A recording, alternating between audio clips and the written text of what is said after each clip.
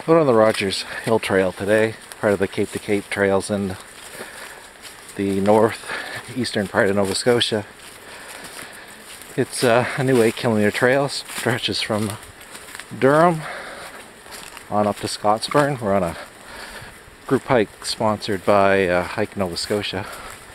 So there's a history interpreter kind of telling us the highlights, and pretty good trail so far. Currently on the uphill to Rogers Hill right now, so it's like a scenic woods road. No dramatic steep inclines, just pretty much a steady uphill. So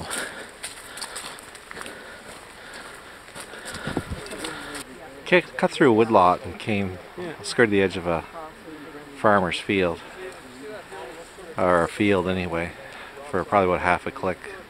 Pretty well steady uphill. This is a view from here right now.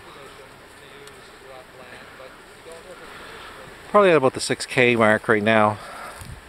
Still continuing through a variety of lands. We just went through kind of a silviculture operation where they cut down mostly all the hardwoods and left the hemlocks. And now we're going along a cornfield, which is kind of cool. I guess this must be cattle corn or seed corn, something. They haven't harvested it, so there's my hiking buddy up there. More later. This trail is fairly historical. Settling in this area was back into the so many dates. I think 1760s.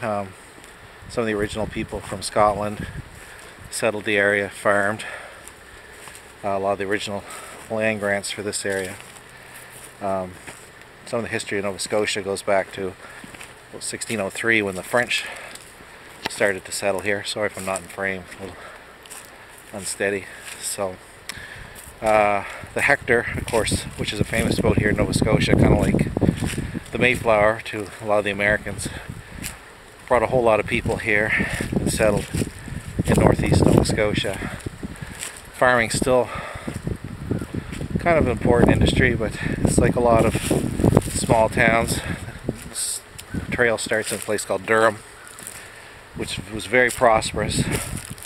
Lots of shops, people, and then gradually died out, moved to the cities. So now there's just a handful of churches and houses, no stores. It's kind of a sad reality here, but very historical area. Not too long after we left that farmer's field, we're kind of in this landscape now.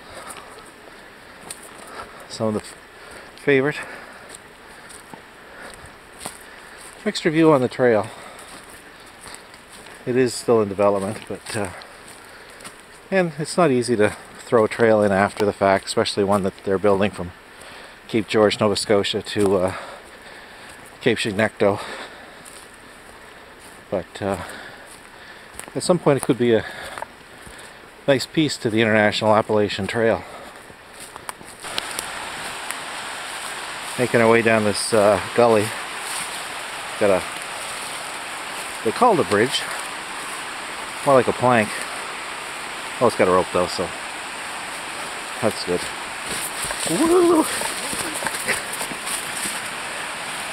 I'm okay. So the last couple kilometers I did were on a rails to trail. Most of it was pretty nice. It's kind of petered out here. We're ending here today at our 8-kilometer mark. This is where the old train station used to be. And wasn't all that long ago it ran through here, but again, it seems like a sad day, doesn't it? Trains stop running, and that's it for train travel and freight and people's livelihoods. But I'm gonna head on over and hopefully hitch a ride back to our car.